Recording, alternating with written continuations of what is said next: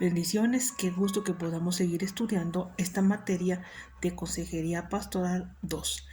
Hemos terminado la primera parte donde vimos ciertos puntos importantes que la persona que está aconsejando necesita saber.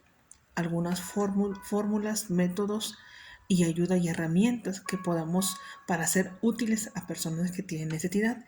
Y en esta ocasión vamos a ver en la Consejería Pastoral 2 temas sumamente importantes que nos van a abrir más el panorama en el área que estamos nosotros estudiando para poder ser útiles a las personas que tienen necesidad. Ahora, en esta semana vamos a ver la lección 1, 2 y 3 de esta materia. El tema de la clase 1 es la consejería vocacional. ¿Sí? Entonces, el ministro tiene muchas oportunidades para poder invertir o involucrarse en un campo tan amplio con personas que tienen necesidad. ¿Sí? Hay muchas personas que necesitan un buen consejo, hay muchas personas que necesitan la dirección de personas espirituales para que pueda ayudarles. Entonces, en esta área, el pastor consejero tiene un amplio territorio en el cual puede servir mejor a las personas. Entonces, es necesario tener un pastor consejero. ¿Sí?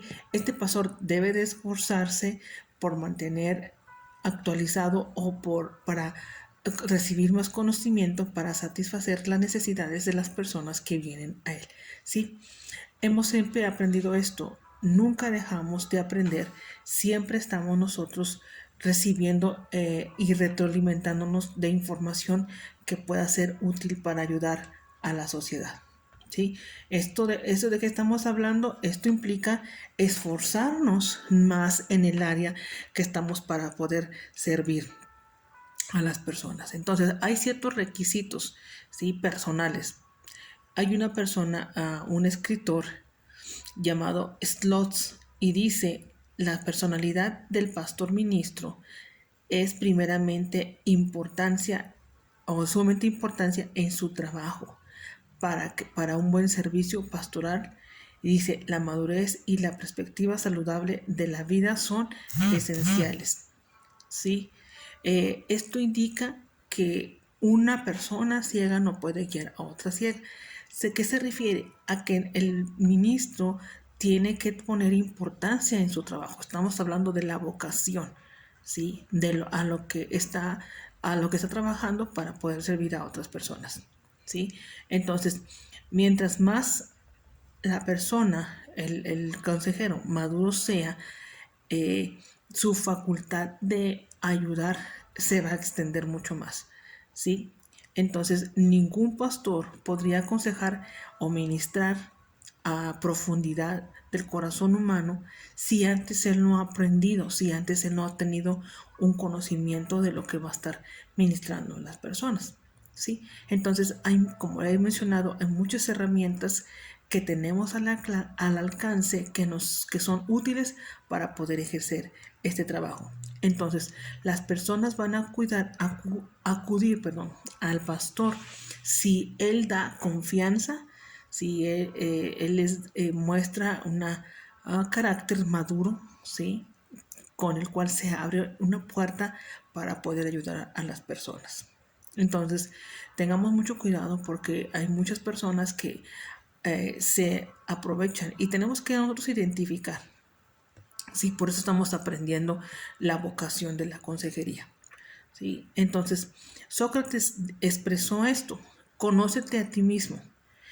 El deber de cada pastor es conocer sus cualidades y capacidades, ¿sí? Para poder ayudar a otros. Entonces, como hemos visto, ¿no? Hay que ser sinceros con uno mismo y seguir aprendiendo para servir mejor. ¿Ok? Entonces, la filosofía y valores del aconsejamiento.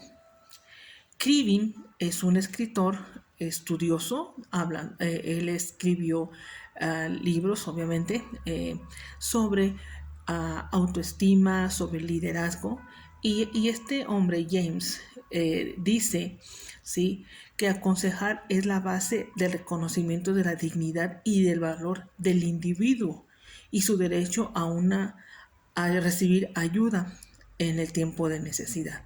¿Sí? Este escritor dice que es importante y que la persona que necesita ayudar en su vida reciba esa ayuda que está solicitando.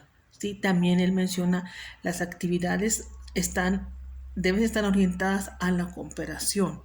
¿Sí? También menciona que el aconsejar debe confiarse solo a los que están naturalmente dotados para la tarea y tienen la preparación y la experiencia necesarias. ¿Sí? Bueno, tengamos esto en mente, que el Espíritu Santo es el que nos guía y que nos enseña a poder servir a las personas que tienen necesidad. Entonces, él menciona estos principios que él descubrió en sus investigaciones. También que el consejero debe de respetar el derecho de cada persona, ¿sí? Ya sea que acepte la ayuda o que la rechace. No tenemos que obligar a las personas a sacar o compartir algo que la persona quiere reservar. Entonces es parte de la ética de la consejería. Entonces él menciona estos puntos en sus libros, ¿sí? Menciona que para lograr un cambio hay ciertos puntos que se deben de tomar en cuenta. Por ejemplo, hay que reducir la ansiedad. La persona que viene a pedir consejo viene en un estado de ansiedad, de desesperación o que no encuentra salida. Entonces el consejero tiene que tener la tarea a bajar ese nivel de frustración y darle una solución a su problema. ¿Sí? Volvemos a repetir, el manual básico que tenemos es la palabra de Dios. En ella podemos encontrar la respuesta para cualquier necesidad. ¿Sí? También él menciona la capacidad de realizar pruebas de un estado emocional, y esto se logra conociendo el porqué de los problemas que está pasando la persona. ¿Sí? Entonces, nosotros podemos aprender eso. Un momentito, aquí estoy. Si estoy escuchando algo, ok. Tenemos que nosotros aprenderlo. ¿Okay? Entonces, estamos hablando cómo lograr el cambio en la persona. También un creciente concepto del mismo. Esto se obtiene efectuando relaciones más cercanas con la percepción de sí mismo y sus experiencias propias. ¿Sí? Estamos hablando de lo que mencioné ahorita, hablando sobre algunos consejos para lograr un cambio. ¿Okay? Bien, un mejor concepto de Dios y un mayor entendimiento de su amor, de su carácter amoroso, nos resulta cuando el pastor ayuda a sus seguidores a encontrar la verdad de Dios en la palabra de Dios, obviamente, ¿sí? Entonces ahí se da un conocimiento más completo del carácter de Dios, del deseo de Dios para las personas, y es en base a la palabra de Dios. Entonces el consejero debe de ayudar a la persona a encontrar el carácter de Dios en la palabra. Entonces volvemos a lo que he mencionado, la palabra es la medicina, la palabra es la ayuda que tenemos a nuestro alcance para poder ayudar a las personas, ¿sí?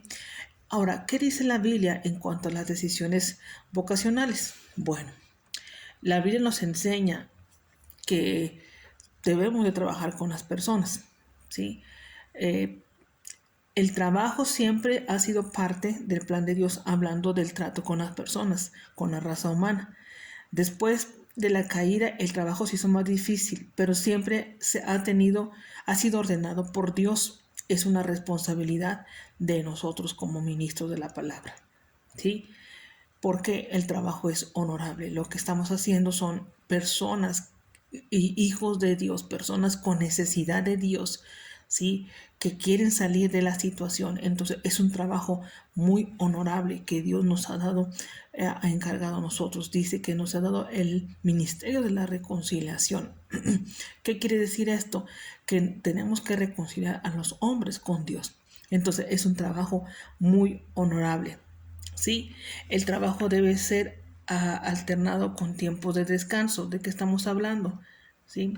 la persona que está siendo ministrada. Hay una sesión que se le da un seguimiento a las personas, ¿sí? El trabajo debe ser de alta calidad. Entendamos que estamos trabajando con personas que tienen necesidad y que son almas valiosas.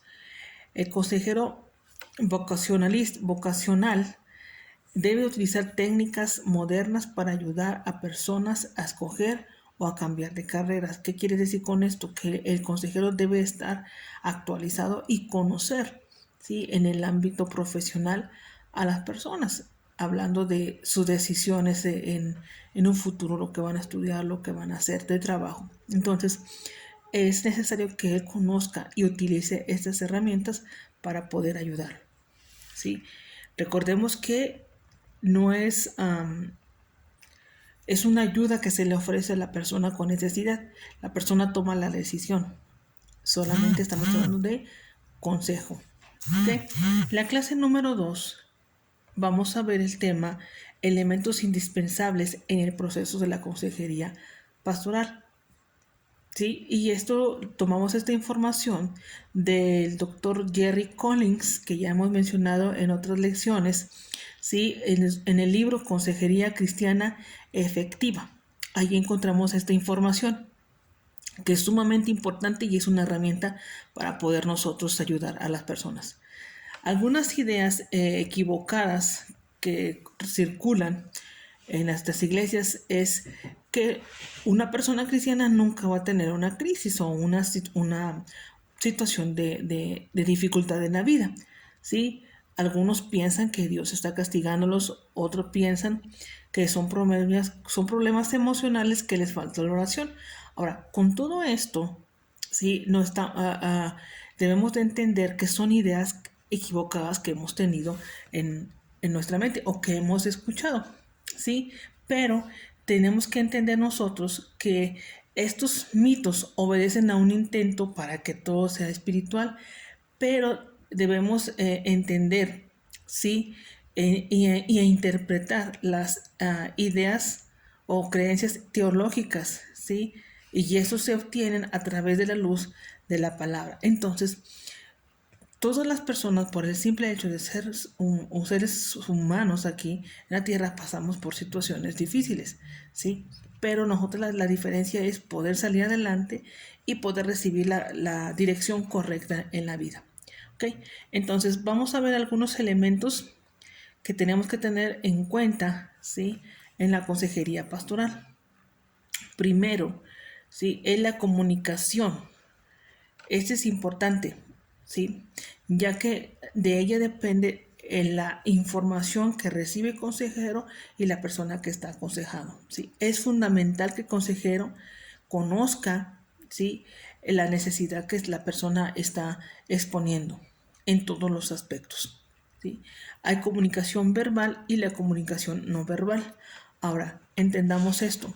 Hay personas que por su situación no van a expresar lo que ellos vivieron, a lo mejor un trauma, a lo mejor un problema personal, pero como hemos mencionado, se tiene que dar un seguimiento para que la persona tenga la confianza, porque el consejero o pastor consejero debe de brindarle esa confianza a la persona que tiene necesidad, ¿sí?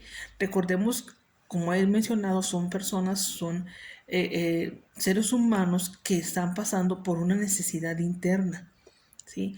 Y la persona no va a venir en la primera sesión y decir todo lo que ha pasado. No es el caso, hay muchos casos que son diferentes, pero te tiene que dar la tarea de poder entablar, como mencioné, una comunicación, ¿sí?, un tiempo. Y hay ciertos factores, como hemos visto en clases anteriores, que se prestan para que pueda la persona expresar y sacar lo que hay en su interior. Entonces, la comunicación verbal nos ayuda a tener la información prestando atención a la manera en que el aconsejado expresa sus ideas o cuál es el sentido real que estás pasando en su vida, ¿sí? Entonces, es importante esto, hablar, el tono de voz, ¿sí?, la información, el ritmo, porque si estamos hablando, el consejero está hablando y está hablando de una forma rápida, o expresiones de que quiere que termine la sesión, esto produce en la persona que viene con necesidad el cerrarse y no abrirse, no abrir su corazón o su problema que tiene a la persona que le va a aconsejar. ¿Sí? Entonces son factores que tenemos que tener nosotros en mente para poder ser útiles. Recordemos siempre esto, el propósito es ayudar a la persona. ¿Sí? Viene a nosotros con necesidad. Ahora, recordemos esto, es nuestro trabajo. Dios nos ha puesto para ayudar a las personas que tienen necesidad. ¿Sí? Recordemos que Cristo Jesús vino a la tierra y habló, ayudó a los que tenían necesidad. Ahora, la gente viene a pedir consejo y es nuestra responsabilidad ayudarles. ¿Sí? Entonces, el tono de voz también es importante, ¿sí? El silencio es importante en la consejería, esos intervalos, ¿sí? No se va a quedar todo el tiempo silencio, sino una comunicación. La persona expresa, hay silencio y uno con la guía de Dios puede ir instruyéndole. ¿Sí? Ahora, la otra es la comunicación no verbal. ¿A qué nos referimos con esto? Ok, nos referimos a los gestos, a las articulaciones, a las posturas de la persona. La clase anteriores, vimos ciertas expresiones en la comunicación corporal, ¿sí? Que expresan el sentir de la persona. Entonces, el consejero debe de reconocer e identificar si la persona que está dispuesta o está recibiendo la instrucción que se le está dando, o si la persona está sufriendo o la persona está pasando por situaciones en ese momento, entenderlo. Ahora, les he mencionado, el Espíritu Santo es nuestro guía. Él va a estar hablando a nuestro corazón como consejeros, ¿sí? Pero también tenemos que poner atención en la expresión de la persona que viene a nosotros. Entonces, la comunicación no verbal, ¿sí? Es la expresión de la cara, los gestos, el tono de voz también de la persona. Entonces, lo más obvio es nuestro rostro. No podemos ocultar. No sé si a ustedes les ha pasado cuando hay personas que tienen angustia. No te dicen nada, pero en su rostro muestran angustia o muestran incomodidad. Sí.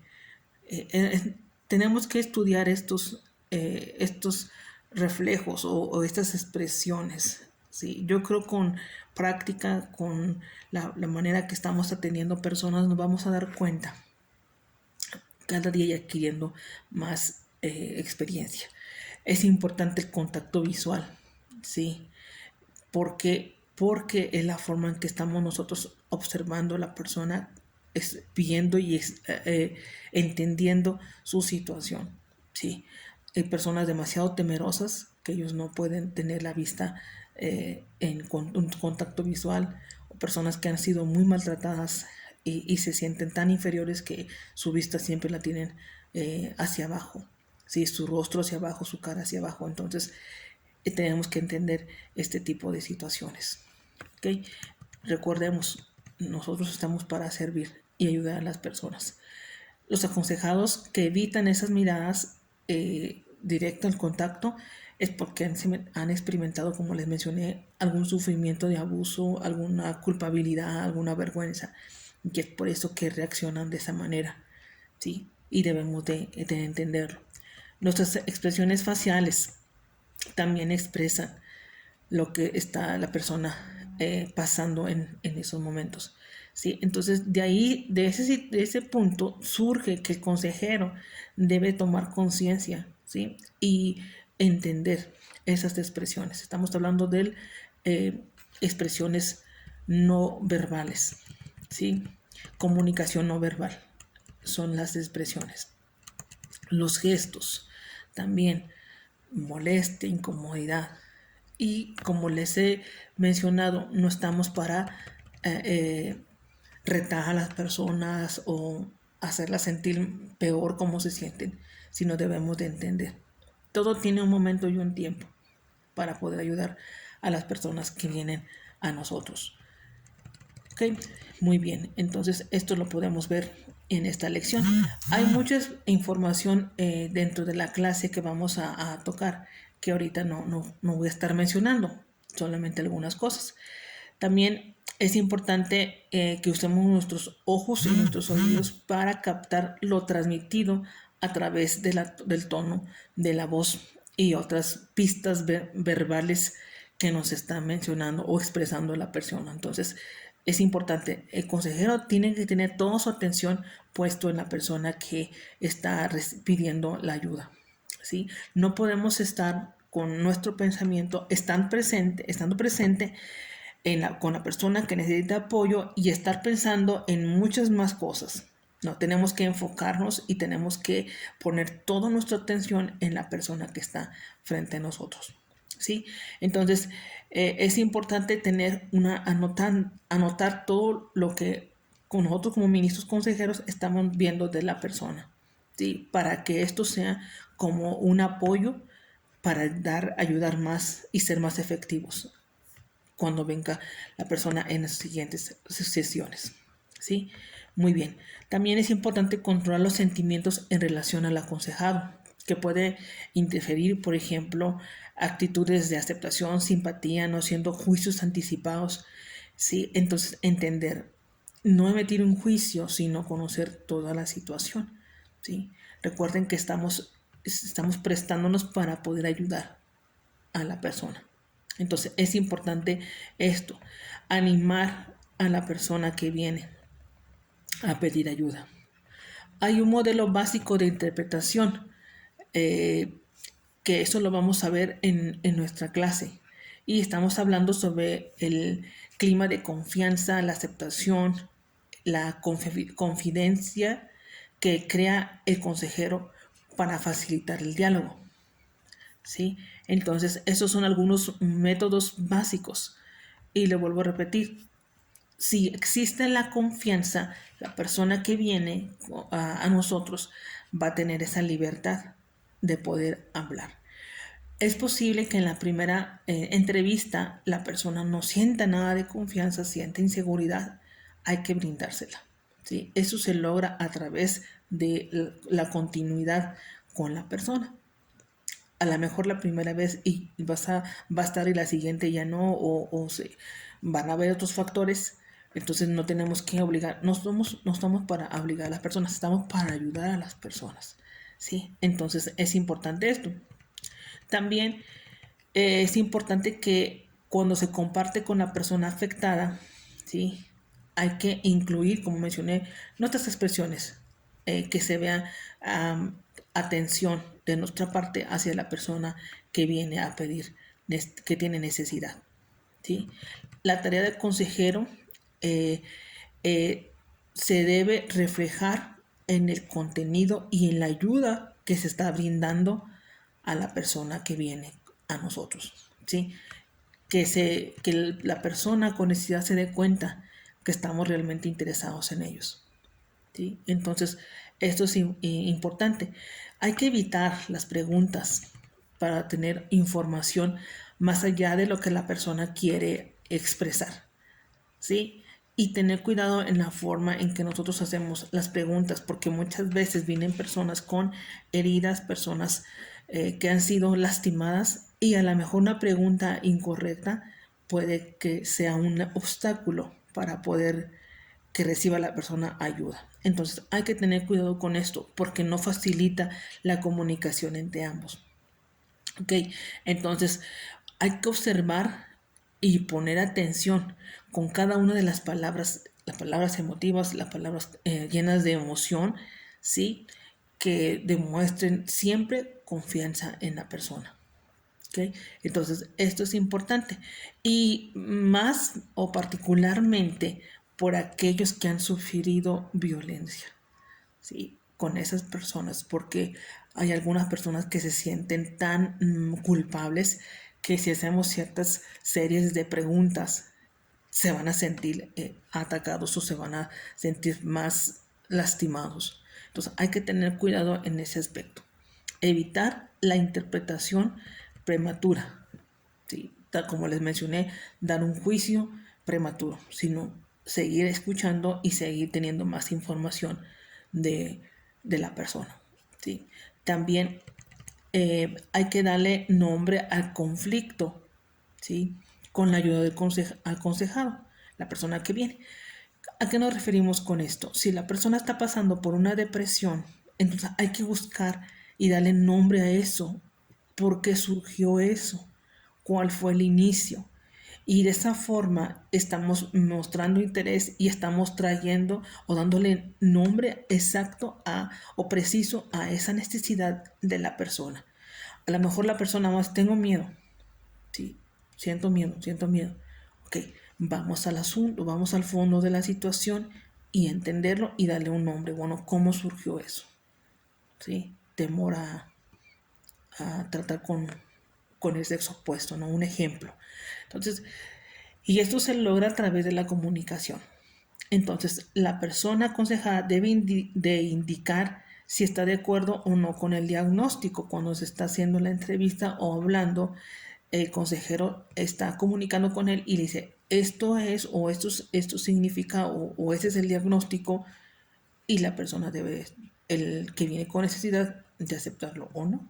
Recordemos que estamos haciendo una terapia, ¿sí? Estamos ayudándole a su sanidad interior, saliendo de esa situación. Entonces, la persona tiene que cooperar con el consejero. ¿Okay? Entonces, en base a eso, tenemos que poner un plan en acción. Sí, y esto es trabajar con diferentes maneras para manejar el conflicto de la persona aconsejada. Estamos hablando de un plan en acción. ¿Ok? ¿Qué es lo que te ocasiona esto? Vamos a buscar el por qué e ir al asunto. Y estamos ayudándole a la persona. La misma persona va a encontrar. Recordemos que en siguientes clases más adelante vamos a ver otros métodos y vamos a ofrecer a la persona misma que ya encuentre, ¿sí? La forma de que pueda salir adelante con ayuda del consejero. ¿Sí? Y otro punto también que tenemos que tomar en cuenta es el seguimiento. ¿Sí?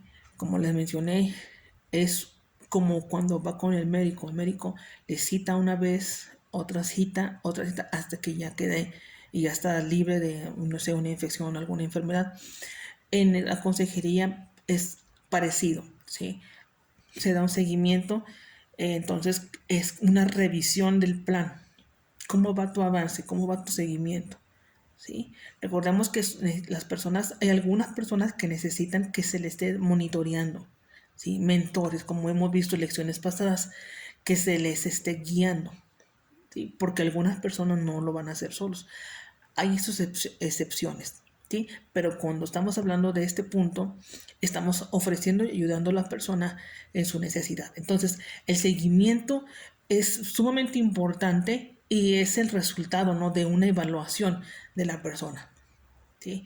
Entonces, eso tenemos que tomarlo muy en cuenta, ¿ok? Y la última lección, la lección número 3, vamos a hablar sobre la importancia del cambio. Ahora, la persona tiene que estar convencida de querer cambiar.